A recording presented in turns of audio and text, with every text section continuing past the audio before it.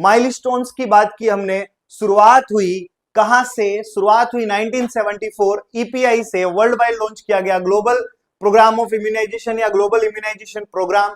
India में इसे कब एक्सेप्ट किया गया? 1978 के अंदर ईपीआई इंडिया में लॉन्च किया गया। 2 वैक्सीन और वैक्सीन प्रिवेंटेबल डिजीज कितनी थी? 4 थी। देन हमने 1985 के अंदर नेशनल इम्यूनाइजेशन शेड्यूल या यूनिवर्सल इम्यूनाइजेशन प्रोग्राम लॉन्च किया गया, श्रीमती इंदिरा गांधी जी को डेडिकेट किया गया। 4 वैक्सीन यहां पे टोटल क्या की गई? यूज की गई, जिसमें टोटल वीपीडी कितनी थी? 6 थी। देन इसके बाद में हमने बात की किसके बारे में? इस तरह से यहां पे क्या हुआ? इंक्लूड किया गया, क्योंकि देखो नेशनल इम्यूनाइजेशन शेड्यूल किसका पार्ट बन गया? सीएसएसएम का पार्ट बन गया। 1997 में जब आरसीएच फर्स्ट आया तो सीएसएसएम आरसीएच का पार्ट बन गया। अब यही इसका अपडेटेड फॉर्म है, इसी का अपडेटेड फॉर्म होते होते यहां तक कहानी चल गई। लेकिन 2014 के अंदर मिशन इंद्रधनुष क्या कर दिया गया? लॉन्च किया गया। और अब यहां पर मिशन इंद्रधनुष की फेजेस चल रही हैं और टोटल आज के टाइम पे कितनी है? यहां पर 12 क्या है टोटल वैक्सीन है मिशन इंद्रधनुष के अंदर। एंड स्टार पॉइंट लिखा लीजिएगा, किलर डिजीज आज भी कितनी है?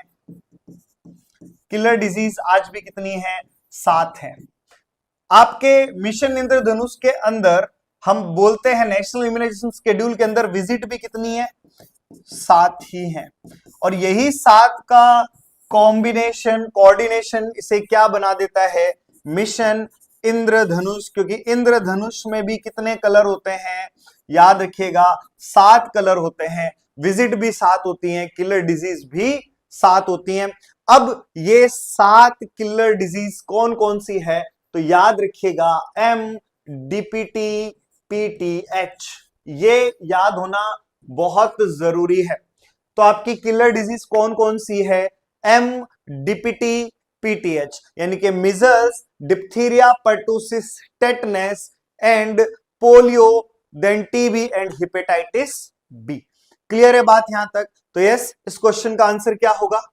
फटाफट से एक बार फिर से, क्योंकि मैक्सिमम लोगों ने गलत आंसर दिया था, तो सही आंसर मेरे को कमेंट सेक्शन में चाहिए। फटाफट से सही आंसर आप लोग कमेंट कर दीजिए।